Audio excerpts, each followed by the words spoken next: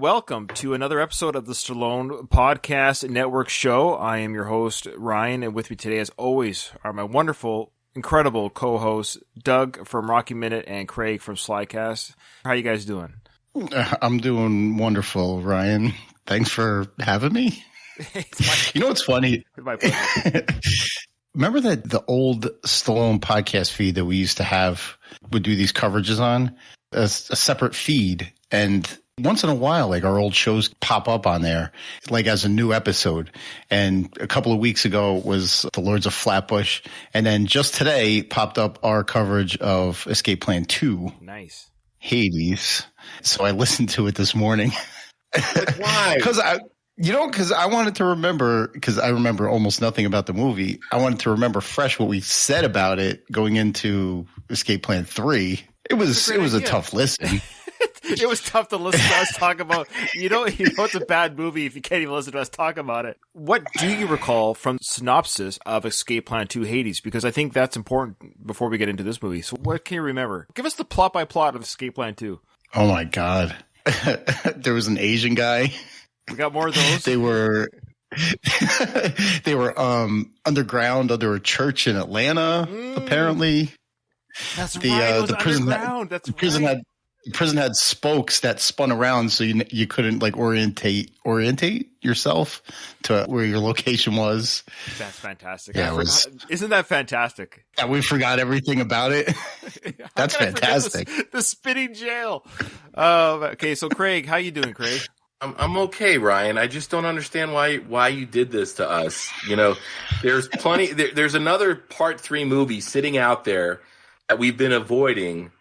That would have been Spy Kids 3. Spy Kids 3 would have been a lot more fun. I would have had a much better Sunday if I was able to watch that instead of this piece of shit. You know, see, Ryan, nobody's supposed to remember Escape Plan 2 for the same reason they're not supposed to remember Escape Plan 3. These movies weren't made for us. Oh, yes, they were. No, they weren't. They were made to be released in China for a market that doesn't care about movie. I mean, we'll talk about it when we get into the movie, but like Sly knew he wasn't making a movie for his fans here. How dare you? Did you not hear his comments regarding the making of this film? May I quote? May I quote Mr. Stallone? When this movie was released, he says, quote, "We are so proud that we beat the odds and are at the top of the charts. Not easy. But what I think is amazing, and what people should know, is this film was made in 17 days, with a budget that was less than the great Floyd Mayweather pays for one of his Bugatti cars, about $3.6 million. So for you young filmmakers out there, it just shows you what can be done when everyone pulls together, and you can have the amazing marketing team at Grindstone Entertainment. You killed it." That was a script somebody gave him to read. How dare you? Yeah. He did this probably so he could get his buddy a directing gig, and I'm glad the guy got a directing gig. John Hertzfeld? Yeah, the great John Hertzfeld. Well, we got so much. Okay, we got to slow down here. We're blowing our load very early here. Let's first talk about this amazing quote here from Mr. Stallone. So we got a couple little nuggets here. First off, the film took 17 days to make, or to principal photography. So what they do like for the other 14 days? Well, they scheduled for 20 days, right? I mean, how many days do you think Stallone actually filmed? Oh, I'm sure 2. Maybe 3. He was in this a lot more than he was in Part 2, though. But it still wasn't enough. True. It felt like he had more of a presence. Definitely he had more of a presence in this film than Backtrace. Does anyone remember Backtrace? Yeah, no, this is, I mean... Again, as pissed as he is about, you know, the Creed films and how, you know, they haven't been the most respectful to Rocky, he should be, like, seriously be sending like cards and letters to Coogler on like a monthly basis, thanking him for getting him out of this potential like straight to DVD grave that so many actors like Sly fall into. Well, John Hertzfeld, like you said, he's the director of this incredible film. This is the last film that he's directed. He hasn't directed anything since. What did he direct before it? Reach Me? Yeah, Reach Me with Sylvester Stallone, which we have to... You know what? Next movie. No, Ryan, no. Well, first of all, like, next movie, we're going to a vote again, right? Like, this was not... This was decided during the Homefront episode, right? You just said we're going to do Escape Plan 3. I did do that. I haven't done that very often where I kind of pull my executive card out but I did do that for sure. I said, we're doing Escape Plan 3. It was more of a gag, but I was like, no, we got to do it. We might as well finish the Escape Plan trilogy. How sad were you when the closing credits came? This series is now over. Well, we did in the Escape Plan 2 episode, at the end, we said we were going to do a third part of the trilogy vote for Expendables 3, Escape Plan 3, and Spy Kids 3. And it didn't happen. And I don't know if that ever, I mean, we did Expendables 3, but I don't think it was because of a vote. I think we just called that one. Yeah, I did call this one. I hope you guys aren't too mad at me, but we're going to do it. We're going to get it done. We're talking about the great John Hertzfeld here. He's now Cobra's very own John Hertzfeld. Say again? Cobra's very own John Hertzfeld. That's right. He was the one that got lit on fire during this. Stallone killed his buddy in that film. Now, did you know that John and Sly, they're like lifelong friends? Like John Hertzfeld is Sly's best friend in the world. Yeah, no, I knew they were friends. I didn't know they were that tight. Yeah, I mean, I'm glad his friend got to direct a movie again, but I mean, there shouldn't be any illusions about why this movie was made. Laundering money? I'm actually kind of serious. There's some sketchy stuff here. I did a little bit of digging, guys, and tell me what you think, okay? We'll get to it, because the cast is it is more interesting. The cast is more interesting than the movie and the people behind the movie. But before we get to that, directed by John Hertzfeld, this is the last film he's directed, 2019, but in 2014 he directed the Sylvester Stallone classic Reach Me, which we haven't done yet. He also directed the documentary, of course, the Rocky IV behind-the-scenes documentary on his iPhone. That was filmed and directed by John Hertzfeld. Probably his best work. He's also directed such hits as Daddy in 1987, but he also wrote the movie 15 Minutes. Remember that movie? That was a pile of garbage too, wasn't it? Was that Robert De Niro? Yeah, De Niro and Ed Burns, one of the worst actors. Oh in the my world. goodness! Oh, yeah. Oh, I saw that shit in theaters. Isn't Ed Burns a terrible actor? Got like that voice. First of all, he got like the "Hi, how you doing" voice. Yeah, kind of raspy. But it's like the high pitch. Yeah, high pitched raspy. Yeah. It's like a bad Adam Sandler voice or something. Now, Kelsey Grammer was in that movie 15 Minutes as well, and Kelsey Grammer was in the John Hertzfeld directed film Reach Me with Sly. That's kind of interesting. I wonder if there's a Kelsey Hertzfeld connection that we're not aware of. Yeah, well, he was also in what? Expendables 3. Yes, Expendables 3. And I know we haven't talked about. I mean, we should talk about it on the network, but I know I've wanted to talk about it with you guys. The brilliant Kelsey Grammer movie, Money Plane. Oh yeah, Kelsey Grammer is certainly a part of the action hero family. He is an Escape. I'm worried to get these two mixed up. He was in Expendables 3, wasn't he? I don't know if this is an Escape Plan thing, but Craig, I heard you mention Money Plane this morning when I listened to our coverage of Escape Plan 2. That's amazing. So, like, I still got Money Plane on the on the brain. Yeah, it's right later. There, right in the forefront. You're ready to pull it out at a moment's notice. That's awesome. I could podcast Money Plane right now. I mean, you know what you should do? Craig, through this whole review, just talk about Money Plane while we talk about Escape Plan.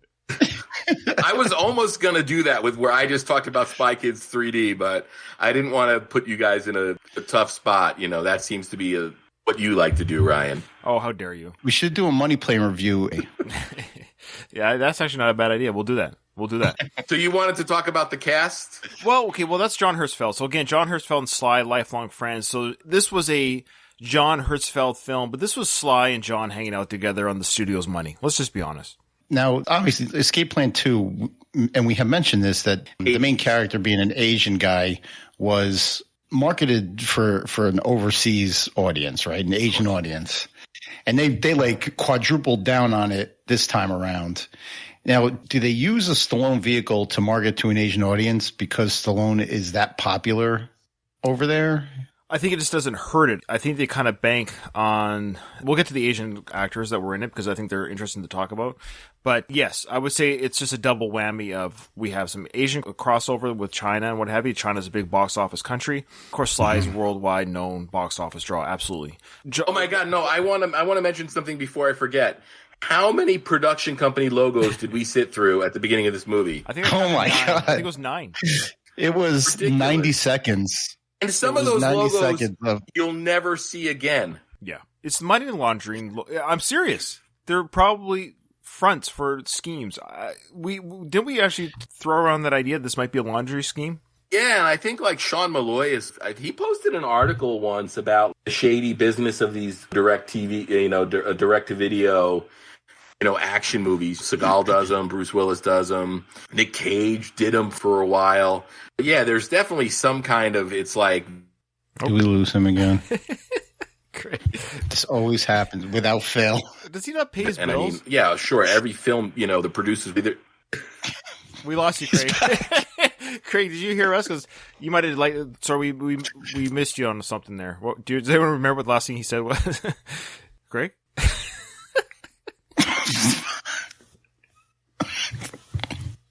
This is like a running gag now.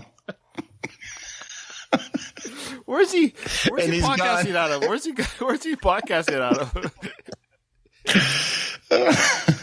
Oh man. Lord have mercy. Well, maybe I'll just read the stat for you then. Sure. I read a stat that says the opening production company logos last 90 seconds and the end credits last 8 minutes and 45 seconds. In a movie that's like an hour and 20 minutes long. Isn't that fantastic? It says 11.7% of the film is just production information. That's insane. Well, actually, it's funny because I was watching this movie and it was a bit of a drag to watch, I admit. Go figure. And so I was watching on my Netflix in Canada here. It's on Netflix. And I was scrolling with my cursor just to see how, kind of what was left in the film. Are we staying in this prison for the rest of the film? I got to the credits. I was like, oh, there's 10 minutes left. The credits kicked in. I thought it was a mistake. Yeah. Nope. 8.5 minutes of credits. They had a minute of credits for every day of filming. And they had like a sort of a end credits scene that was woven within the. What was that about? So they had this montage of the film that was only an hour and 10 minutes long, showing you sequences from the film. Like this was supposed to be some sort of big Measure of a Man send off of the Escape franchise. But there was an added scene, too, that's supposed to happen after. I don't know how spoilery we're getting yet, but spoiler. We're going to be talking about some beats from this film. So if you don't want this film movie ruined for you, then don't listen to the spoilers. So go ahead and say what happened at the end. The main bodyguard of the kidnapped Asian girl gets shot and assumed dead towards the end of the movie, and in this end credit sequence, we see him crawling out of the prison. Through the sewage tunnels and everything. Like that's supposed to be some big aha moment. Like, wow, he survived. But he wasn't a character that you really were invested in anyway. Well, this is going to sound terrible, but there's a couple times I got confused who was who in the zoo. Yeah. Are you saying they all look the same? No, I'm not necessarily they all look the same. No, I'm just saying Batista and Stallone, you can tell the difference, right? Sure, of course. That's an obvious difference. And Curtis Jackson and Stallone, you can tell. But those two unfamiliar actors to me, I didn't recognize. Oh, we saw Craig for a second there. Is he there? He popped up. He's like stuck in the Matrix. He's popping in and out here. There he is. Is he there? There he is. Yep. All right. I downloaded the app to my computer, but it doesn't seem to be letting me turn my video on. We see you. Oh, we saw you. Wow. So I don't see myself. Oh, you were there. We see you. You know what? It's weird because it's showing my camera is muted. Yeah, you're fine. You're here. We see and hear you. So okay. So I don't know where you guys are at, but I dropped off and I was talking about the fact that this movie, there was no artistic merit behind it. It was all just every movie they want to make money on, but these movies, the only reason they make them is to make money. Like John Hertzfeld wasn't sitting at home at night, or at least I hope he wasn't sitting at home at night coming up with cool shots and, an overall theme he wanted to explore, because that's not what this movie's for. And anybody that watched it wasn't looking for it. Agreed. No, this isn't anybody's magnum opus. No, I mean, do you think there's ever, aside from the fact that the three of us had to sit down and watch this movie, that there's ever a time when somebody looks at their movie collection and says, oh, you know what? I'm going to watch Escape Plan 3. No, which goes to Ryan's point that it wasn't marketed to us. We're Stallone guys, but it wasn't directed at guys like us. It was, so they could print a billion of these and ship them overseas. Isn't that crazy to you? We all three of us, we're huge Stallone fans. Like, legit, he walks into, let's say we're in a store and he walks in, we're going to be gushing like fanboys. Like, we're huge Stallone fans. You know, we're Stallone marks.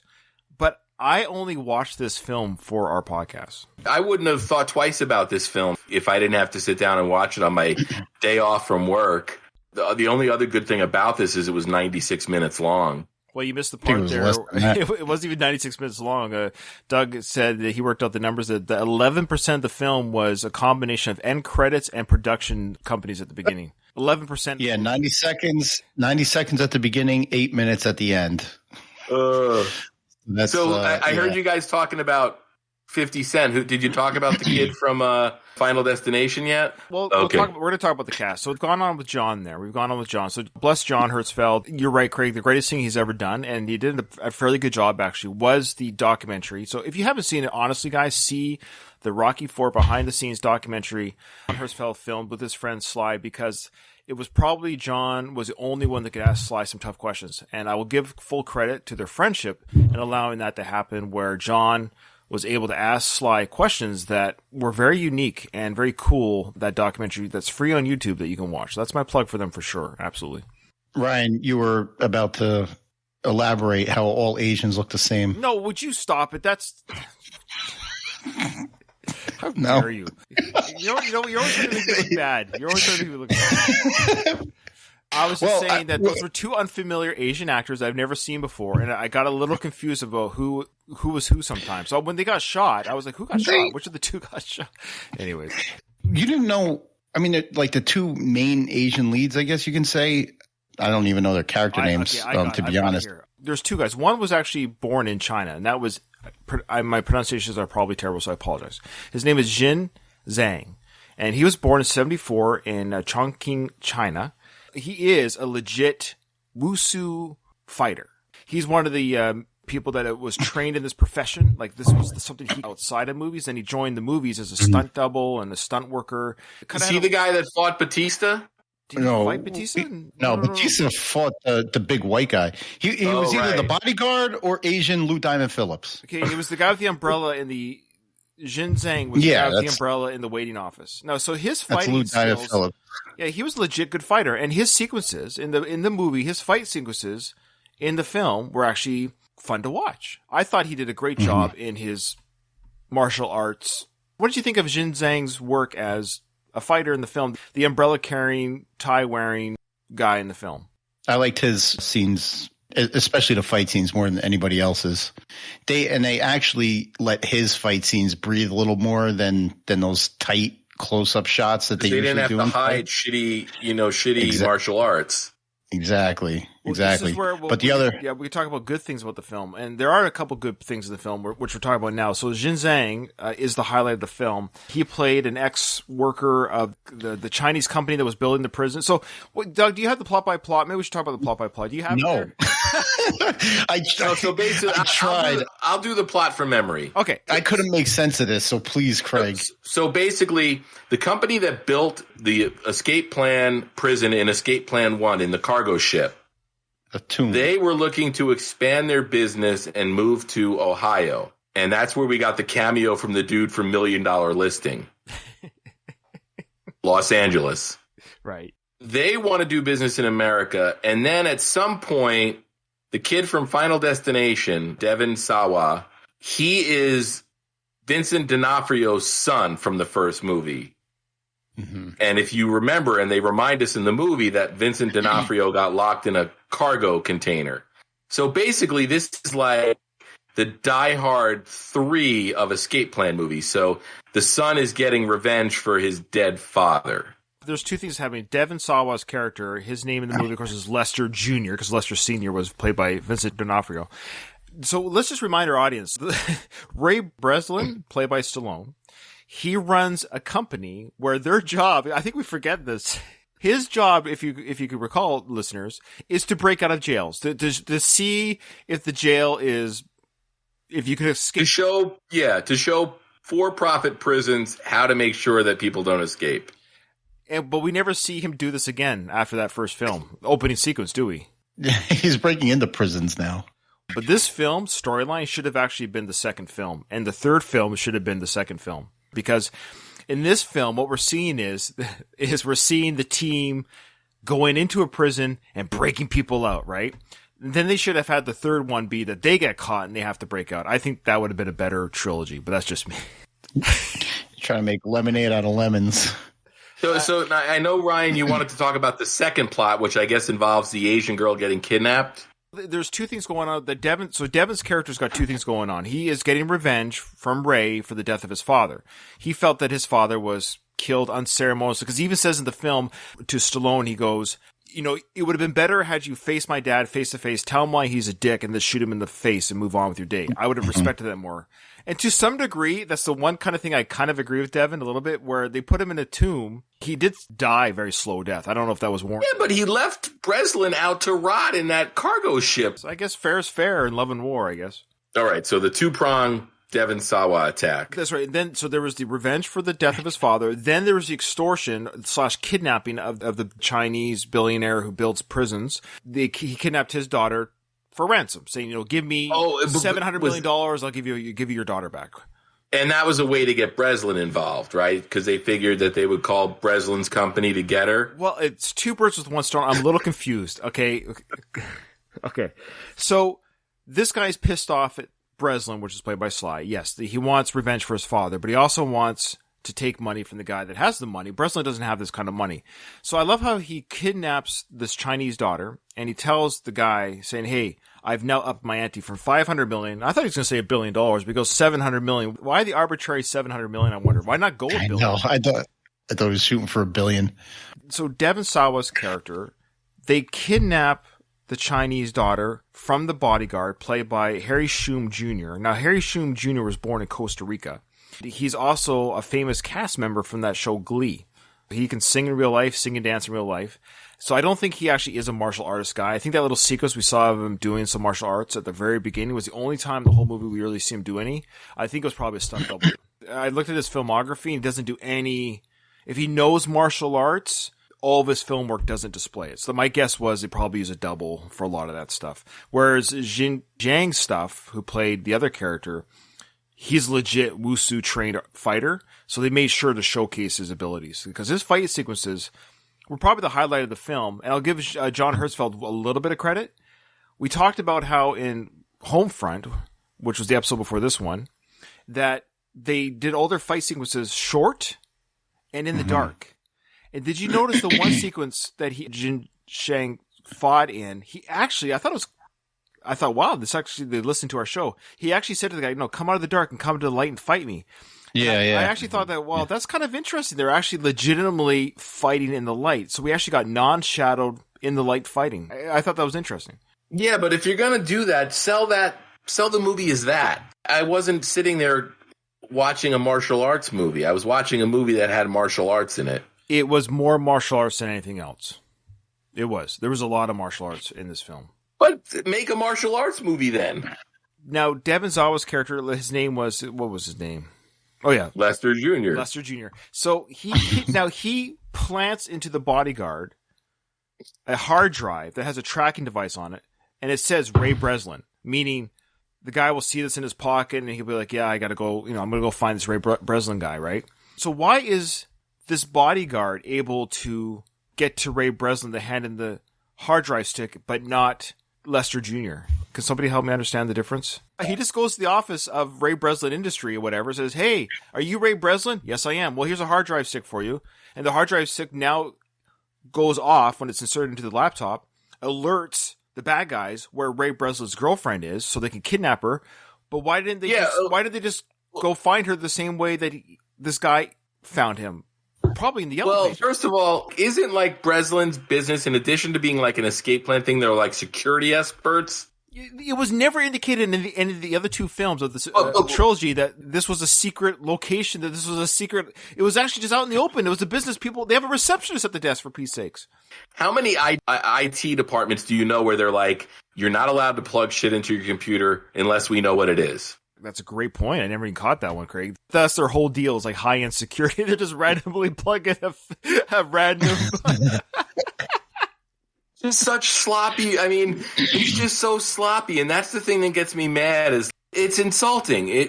It's one thing to make a bad movie, but it's another one to like go out of your way to make a movie like, you know, a bad movie. There's no artistic merit here. Like, nobody gave a shit.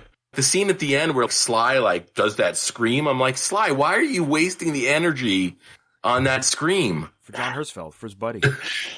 I think the plot was way too convoluted for what it deserved. I still don't understand why he went after that billionaire Chinese company. For the money. Because they had a connection to his father? Yeah, that was it. It was a dual-pronged revenge. Taking money from the guy that built the prisons, so he kidnaps his daughter.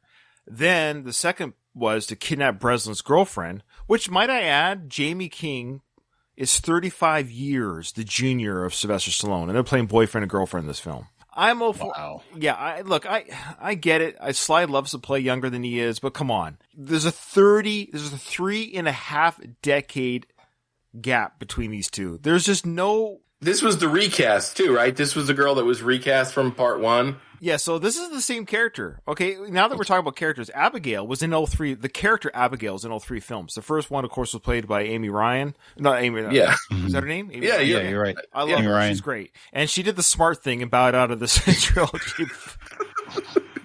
But they kept her character She didn't know enough not to do Backtrace, because wasn't she in Backtrace? No, she wasn't in Backtrace. No, she wasn't. That wasn't her. That wasn't her. Are you sure? Yes, I'm 99% sure. No way. No way Amy Ryan was in Backtrace. You can look it up. I don't think Amy Ryan was closer in age either. Not much closer. Amy Ryan probably 25 years apart. I think Amy Ryan's about yeah. So Jamie King is younger than us, Doug, and she's dating Sly. Yeesh. Now, so Dave Bautista's in this as well, playing Trent DeRosa. Why is he indestructible? When he's walking through the jail, fighting the back, like I love how I work alone, I fight alone.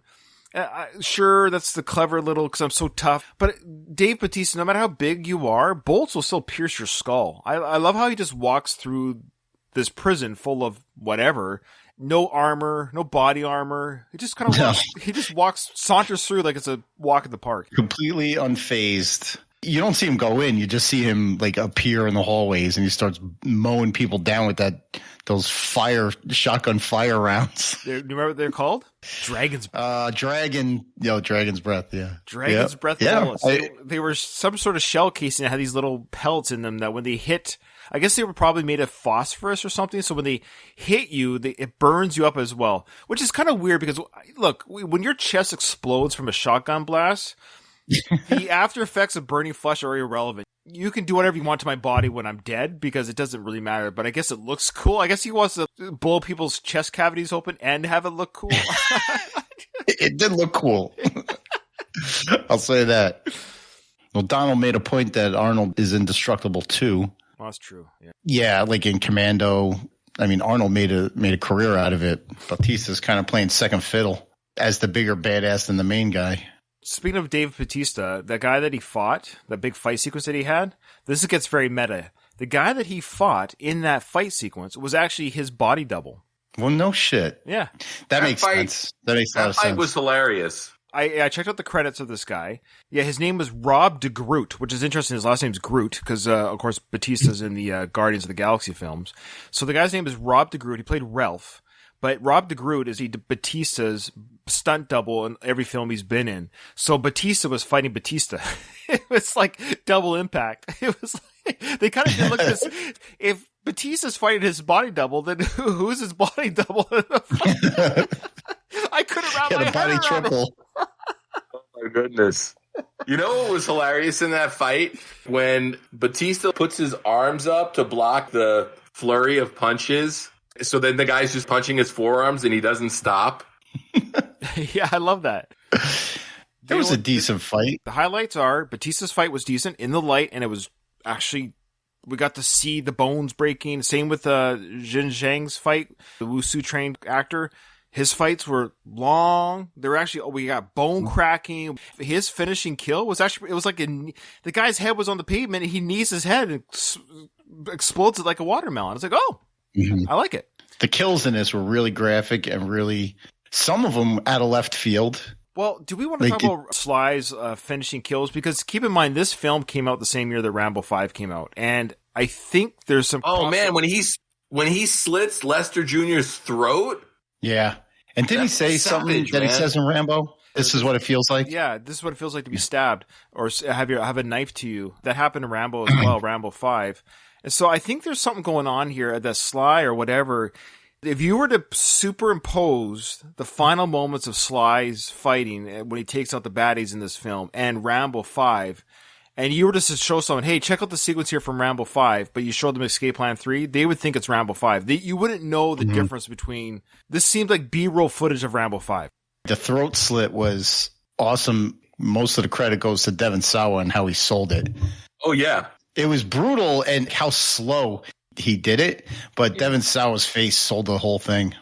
That dude is a good actor, man. I mean, of course, we all know him from Final Destination and Idle Hands and stuff. Have either one of you guys watched that Chucky series that was on Sci-Fi earlier this year? The Chucky series is excellent, by the way. He actually has a dual role in it, and he's phenomenal. He's a super talented guy. I mean, it sucks that his big screen work has to be shit like this. I guess you go where the money is. His agent didn't do him any favors booking him this gig, though. Like his agent? His agent. Oh, sorry. Jesus, Ryan. Yeah, his agent called him up and said, hey, I got a movie for you. I'd be thinking of that scene in The Cable Guy. Ben Stiller's, he's playing the Melendez brother, and he's in the courtroom, and they were speaking a language, I think it was Asian. That's funny. Okay, so here's something I found interesting. The actress who played... There's 3 characters that were in all 3 films, okay? Abigail's character, Curtis 50 Cent Jackson. What is his deal in this film? What is he doing? Nothing. Hush. His name is Hush, by the way. They call him Hush. You don't see him. You don't hear him in the film. He's not even there. Hey, Hush, good job plugging the USB drive into the laptop. That's all he did. And he initiated the drone. Let's not forget that. He turned on the drone. And then Sly, all he does is yell at that poor secretary, find me a spot, would you? He turns on the drone that all of a sudden gives you a entire schematic of the prison, how many guards there are inside, how many prisoners, the schematics of the sewer system. Do you remember what the prison's name was? Yeah. Devil Station. Okay. Yes, Devil Station. It was 200,000. Which was the alternate name for this film. Oh, was it? Was it the alternate name? Okay. So, yeah, we should be clear. This is not called Escape Plan 3. This is just called Escape Plan, the Extractors. We should make that clear. Right. Also, Devil Station is 200,000 square feet, which is 3.5 football fields big, which is a decent-sized prison. It's the same prison that Shawshank Redemption was filmed in. Little side note there. In Ohio, right? Yeah. Which was a better prison film, Shawshank or Escape Plan? Oh, Escape Plan 3, The Extractors, hands down. Deadpan Craig. Even say those 2 movies in the same breath. It's offensive to Frank Darabont. I mean, it's... Help me out. Maybe you guys can help me out. Lester Jr., his base of operations, and Stallone's character called this, he's running a black site, which just means it's off-grid / underground. It's basically a terrorist cell. That's what a black site is. Meaning that he's holding prisoners for profit. Yeah. Why is the baddie running his base of operations out of a prison that seems to be run by these guys, and they house rapists and killers almost like pet animals? Why are you complicating matters? Why are they running this thing? Why even bother taking care of, to any degree, whether you're torturing them or not, or feeding them? They all look well fed, these guys. They're all in prison. They're all locked up. He seems to know who they are when he gives them the tour of the captured people are given this tour of the prison. We're led to believe this is some sort of scary place because it's called Devil Station. But why bother? He's kidnapped 2 girls, okay? One's going to give him money. One's going to give him revenge. Great. That's your bad guy role. Great, fine, whatever. Not the best plot in the world. But why complicate your time as a bad guy? Why complicate matters by running a prison? It's so big. It's 3.5 football fields big. How are you going to fortify this place with 7 baddies that they had, or 10 people they had guarding this place? My question, in addition to that, how did he come into command of this place in the first place? Were they already there? Did he kill Nobody else probably wanted to do it. But why bother? Why not just have a house? Just have a house. You could just have an abandoned house somewhere. All this stuff can still happen. Why the prison? What does that mean to anybody? Well, they need to have a prison in an escape plan movie. Plot device. But I understand that's the idea. The prison is the theme. Here's the thing. They made the prison seem like more than it was. Because remember, they're like, oh, it's a devil station. It's got guards and everything. And it's like, oh, well, we just go through the sewer grate and we'll get inside of it. There was no real break-in. There was no problems getting into this thing. They got captured anyways. It was a half capture, half bait anyways. They wanted them to come inside. It wasn't really even fortified. It was supposed to be a trap. Donald says maybe he inherited the prison business from his dad.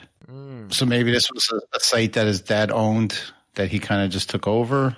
Yeah, but his goons, I guess, were half prison guards as well. So they were /guards/ because remember when the prisoners broke out, a bunch of prison guards in some sort of uniforms. Hey guys, hey, halt there, stop, get back to your cells. But then when the prisoners got out of their prison cell, they actually didn't really do anything. They just kind of walked out okay, we're done here. I know.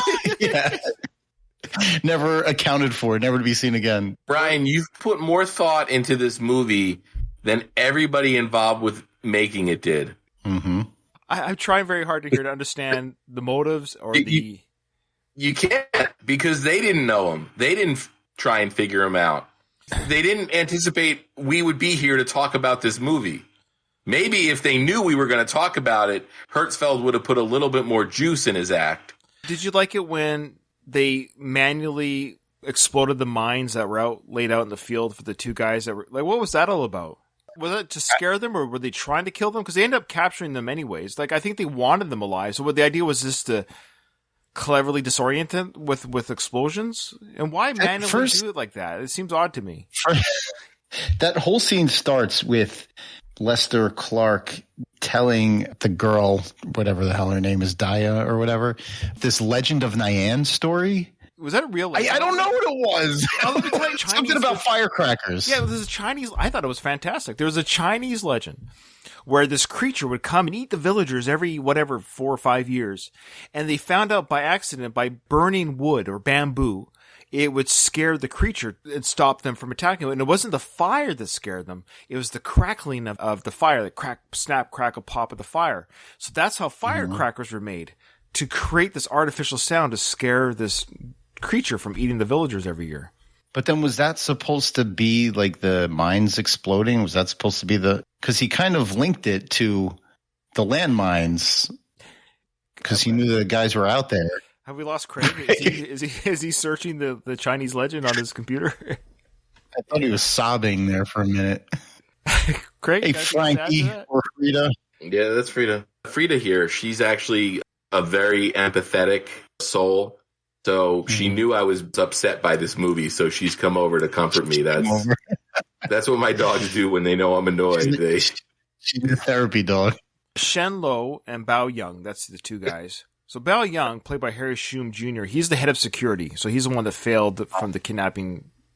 Ryan, I admire your attempt here so much. I just want to let you know.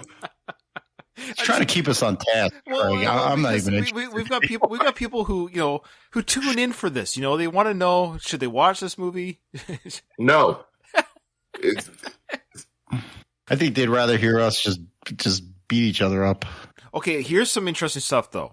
Lydia Hall. Okay, Lydia Hall was in all 3 films of this series. She's sketchy. There's something going on with that. And this is not even a joke or a bit. Okay, she played the receptionist in the first film, but then she was credited as receptionist. In the second film, she was credited as Jules. So she played the receptionist in part 2. In part 3, she was the one that was analyzing the data out in the field from the drone, and she's the one that said, hey, maybe I can work on the field with you now, Breslin. So we see that her character has, by being a receptionist for this team, she can now work in the field with the gang. Wow. An arc, a 3-movie arc. She legit has a story arc, but that's not the interesting thing. Lydia Hall is now a big-time producer. She, between 2019 and 2022, is producing 8 films, and every single one of them is like a Bruce Willis type film. Wash Me in the River, Fortress, Out of Death, Midnight in the Switch. All these films are these straight-to-video money laundering films. I kid you not. And she's a producer for all of them. I'm actually starting to wonder about this. 8 films in 2 years. There's Maybe she's just a boss level financer of the film. All of a sudden? Why is it from 2019 to 2022 she's able to be a financer of these films? Or part financer? Because nobody else wants to do it. Why was that one chick, she bought her way into a role on Backtrace, so it can happen. Fortress coming out, Bruce Willis. Wash Me in the River, Bruce Willis. Out of Death, Bruce Willis. Midnight in the Switchgrass, guess who? Bruce Willis. These are all coming up? Yeah. These are all coming these are all Bruce Willis films. Quick interjection here before we continue with the discussion. Editor's note.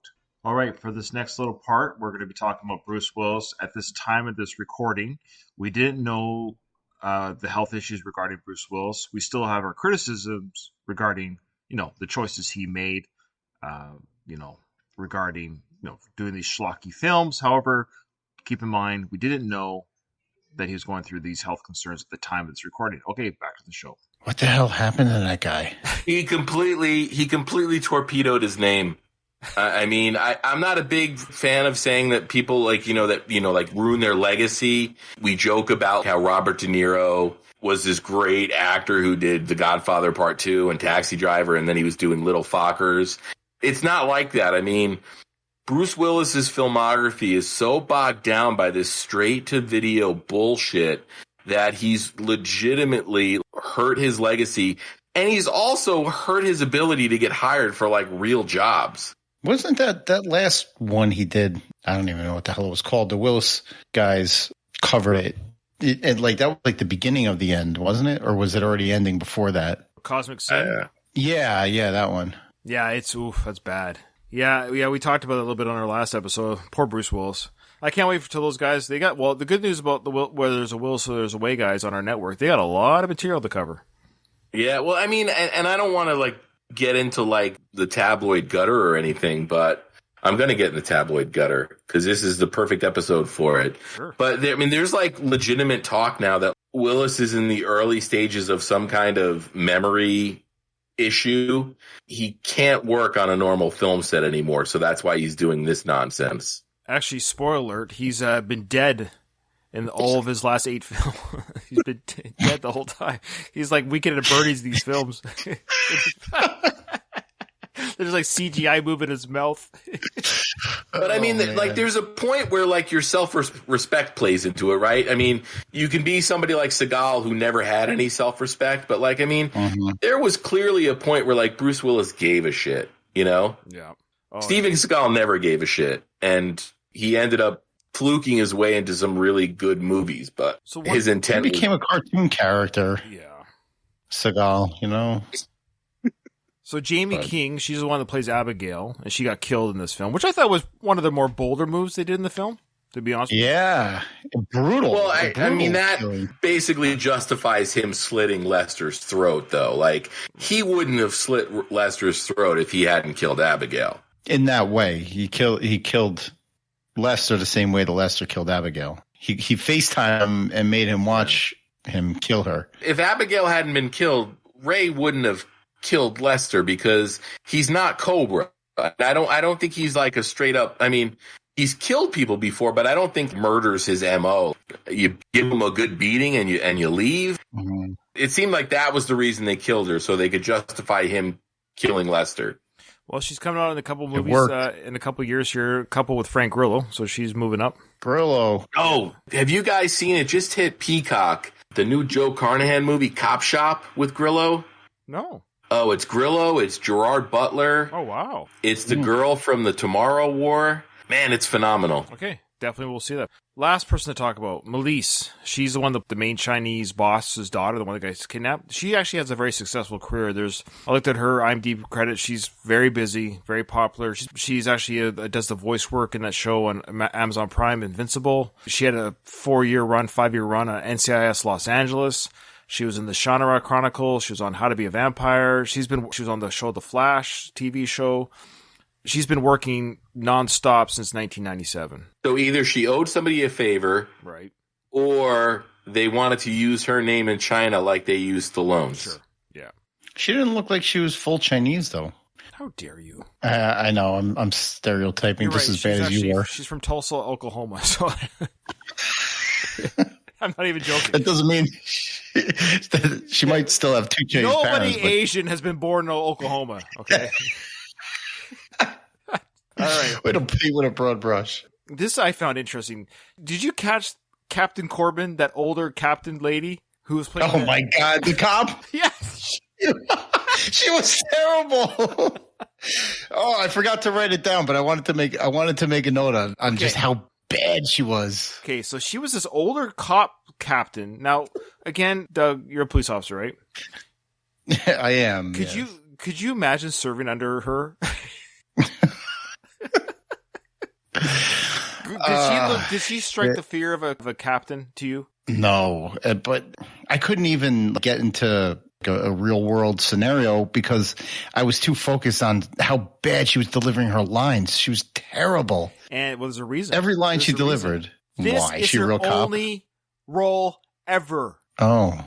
Now, I find that surprising for a couple of reasons. Where did they find her? Exactly. Because she had a legit speaking part. Like, she wasn't just in it for 5 seconds. Yeah. She was at least 10 lines. She had a part. Like, she was the police captain, and she had some legit role in the film where she's there. Enough that we're talking about her, and you were able to comment on her acting type role. It is her only acting credit. That's it. This movie.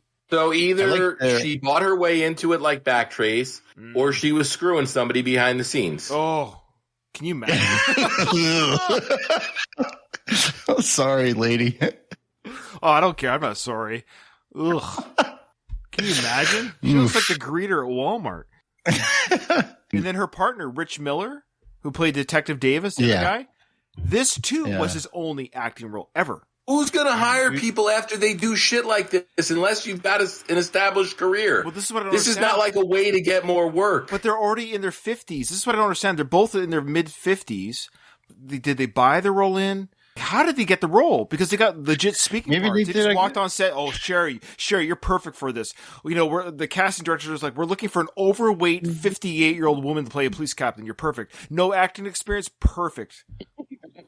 Maybe they just did a casting call in whatever shithole town they were filming in. Yeah. I don't know. I find the behind-the-scenes stuff more interesting than anything. I'm curious, who did the casting? Why did they get this role? It's odd to me. Why don't you tweet at somebody? Well, I don't want anyone to see this review. We might get canceled after this review. There's an Olympic athlete in this movie? Did we talk about Shea Buckner? Shea Buckner? What did they do? They played FBI agent Richland. That's weird. So he was an FBI agent. Okay. Yeah. Water polo. Played for the United States national team at the 2012 Summer Olympics. Wow. I wonder what he's more proud of. Being an Olympian or being in this film? Even if they came in dead last, I would still be more proud of that. So after the filming was done, Sly said on his Instagram, "Yo, good work by the promotional efforts from the folks at Grindstone Entertainment Group and my dear old friend director, John Hertzfeld. You did an amazing job. And he only had 17 days to make this movie. Yes, Sly, we know. It shows." Still better than part 2. I will take that to the grave. Do you want to rank the films? Do you want to rank the 3 films in order? I think 1, 3, 2, right? I mean... Yeah, well, the only thing that's missing from this was, remember part 2 did we have actual robots? Am I remembering? Yeah, there was a robot in it. Mm-hmm. The robot was like prominently featured on the DVD cover too. Yeah, just like Curtis Jackson was prominently featured on this film. We had more drone footage than we had of Curtis Jackson. Yeah, I don't think in part 2 you got as much robot as was promised with the cover of the DVD. To talk about ranking these films, I'm never going to watch part 2 and 3 again. The first one I'll watch again. I mean, that's a legitimately enjoyable movie. I mean, because Arnold's in it. That about does it. I mean, it made $1.7 million at the box office, so it... all in China. Right. Corey, want to guess the Rotten Tomato score? Any guesses? Under 10%. No, it was like 25, wasn't it? 25% Rotten Tomatoes. See, that's bullshit, because they give anybody that Rotten Tomato credit. What's the audience score on it? That's got to be highest. You want to hear the fresh rating? So this is from Joe Blow's Movie Network. Taken as a strictly directed video style actioner, it's not bad. Blu-ray.com said, Hertzfeld provides pleasingly mean energy, stuffing the effort with violence and anger, and even managed to pull off something that eludes the series up to this point, genuine surprise. Movies in Focus said, the poor quality of Escape Plan 2 meant that I went into Escape Plan 3, The Extractors, with serious trepidation, but I was pleasantly surprised at how much fun this turned out to be. It's worth a watch. There you go. So those are your positive reviews. Sometimes critics will chase getting their name on the poster or on the DVD. Here you can't do that because they've already printed the DVD, but... So audience score from 250 plus ratings. So that's huge. That's big. So at least 300 to 400 people, 10%. Yeah, I wonder how many of those were studio interns that they made post positive reviews. So 12 mainstream reviews, you had 25%. So yeah, it's pretty poorly received by critics and audiences all around. Okay, so Donald just posted, these are Sly's go-to worst movie list and many fans too. Where do you guys rank it? So he's got Rocky 5, Creed 2, Escape Plan 2, Stop or My Mom Will Shoot, and Rhinestone. Wow, okay, well, I wouldn't put Creed 2 there at all. Wow. No, I have this figured out already. From best to worst, I would go Creed 2, Rocky 5, Rhinestone, Stop or My Mom Will Shoot, Escape Plan 2. Well, are we doing Rhinestone next or what? Can we do something good? There's nothing left. I'm not even joking. I'm not even trying to be funny. Look at what we've done. Isn't Shade okay? It's okay. If you want, we could do an okay film. It's going to be a boring discussion. The best is obviously not Lords of Flatbush. There. Stop it. I'm going to ban you from the Discord. No, I'd love to talk Rhinestone. Rhinestone's fun. I mean, Rhinestone is one of those Stallone swinging for the fences failures, and I'll never not love those because it was an attempt at something. It was a failed attempt. You can't fault him for trying. Well, we'll save that for the... Do you want to do Rhinestone next? I mean, I feel bad that I put you through this, and I didn't give you a chance to vote on it. So do you guys want to do that? 2 to 1 odds here or what? I'll do Rhinestone. I don't know. What else did you mention, Doug? Like of actually putting something to it? Shade. Bullet to the head? Yeah. Oh, maybe you want to put it up for a... Well, no. Rhinestone would win, hands down. You think so? Yeah. I don't know. I think bullet to the head. Let's put it up for a vote. Okay, we'll throw it for a vote on Twitter, and I'll have you guys post it as well on your sites. We'll do an overall. Yeah, so Shade, bullet to the head, and Rhinestone. Shade won't win. Why don't we just do a 50-50? They have to choose one or the other. No throwaway vote. Shade's got that goofy young Sly flashback guy, though. Oh, I forget. It's been a while. I've seen it once back when it came out on DVD. Oh, there's a great flashback scene where it shows a young Sly, and it's just this goofy... I don't know where they found the guy. Was it the same guy that played him, a younger version of him in Copland? Remember that guy? No, that guy was great too. Smashing his ear against the window. I always wonder about why would you smash your... Just use your elbow. Like, I'm going to hit it with my ear. All right, we can do a 50-50 between bullet to the head and Rhinestone. If you're good with that, Doug, I'm good with it. Yeah, I'm good with that. Wait, what about the guy that played young Sly in Grudge Match? It was just deep fake Sly. Oh, yeah. Oh, yeah, right. There was rumors they're going to do a young deep fake Apollo Creed and Creed 2. Yeah. Hey, Ryan, can we do a worst of the best young Sly knockoffs? Okay, well, I think we just did. How many are there? I think there's 3. 1 CGI. Oh, man. Well, anyways, this has been an absolute pleasure. Why don't you guys just plug your stuff if you want, or you don't have to if you don't want to, but we are on the network, so they might want to check out your stuff. All right. Yeah, Rocky Minute. We're in season 3. I haven't released an episode in a couple of weeks. I got to drop one. I'll do one tomorrow. It's getting close to my appearance, right? Yeah, I think this might be your first minute. Nice. So, so I'll drop that schlocky Matt stuff. I'm looking forward to something like. Yeah, I know. Matt's was a slog, but I have more editing to do. I think after minute 11, I have to go back into the editing room. Craig, I know Slycast is sort of. Is it on hold? Do you have any plans to cover Escape Plan 3 with the guys, or? No, I mean. At this point, I think the sole purpose of Slycast moving forward will be to do anniversary episodes or special episodes like we did for Creed 2 and then, the 35th anniversary of Rocky 5 and Rambo. It's just, at this point, it's just too hard to get everybody together. And I think we've been inactive longer than we were active. So I don't know about laughing. I just the way you said it just made me laugh. Sorry. Well, no, I mean, it's, there's a point where you have to realize, that. So, I mean, all the Slycast stuff is in the archives.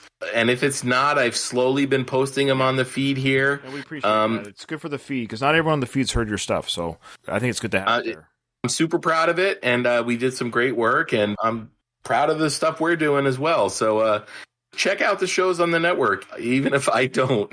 Well, Craig, you're on a lot of those shows. I think that's what's great is that you're there. Your presence is not happening. Like you're on my It's a Long Road, the Rambo series podcast. You were the premiere episode, which was fantastic, Doug. So you were awesome on it. And I think we mentioned it on my episode of It's a Long Road, because you hadn't actually recorded with David Morrell yet, and I don't know if we talked about it on the Homefront episode because it might not have even been it was before public knowledge yet. Well, let me say here for anybody listening, I can't imagine you listen to this and not listen to Ryan's Rambo podcast on this network, but I enjoyed the heck out of that David Morrell interview.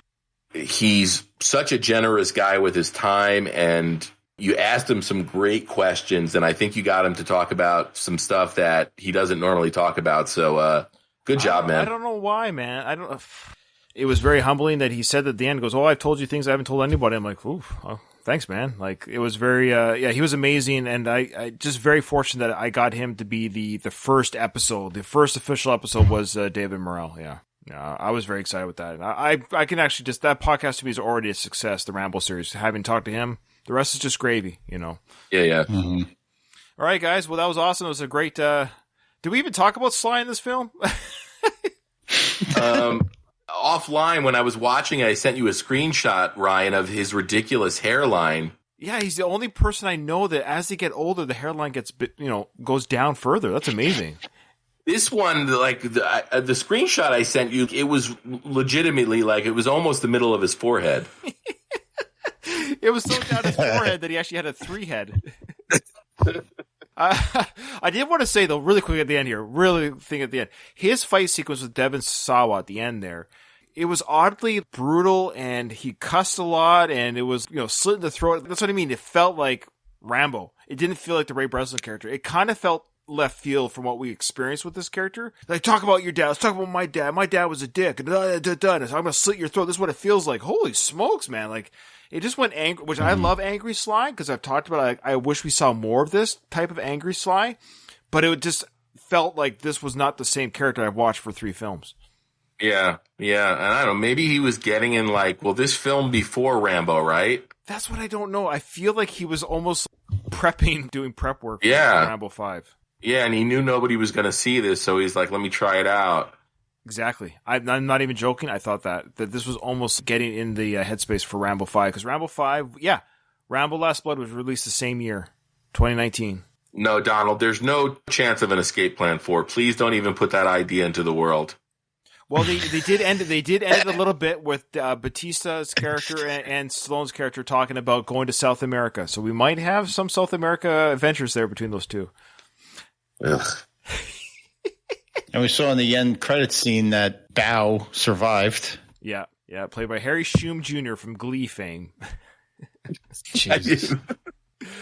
Guys, I have an absolute blast talking with you and spending time with you on the podcast, even if we talk a shitty movie, but it's a lot more fun when we have a good movie to talk about. All right, so the next vote will be Rhinestone versus Bullet to the Head. Bullet to the Head. Okay, awesome. Thanks, guys. Thanks for joining us, everyone. We'll see you on the next episode. Take care. Care.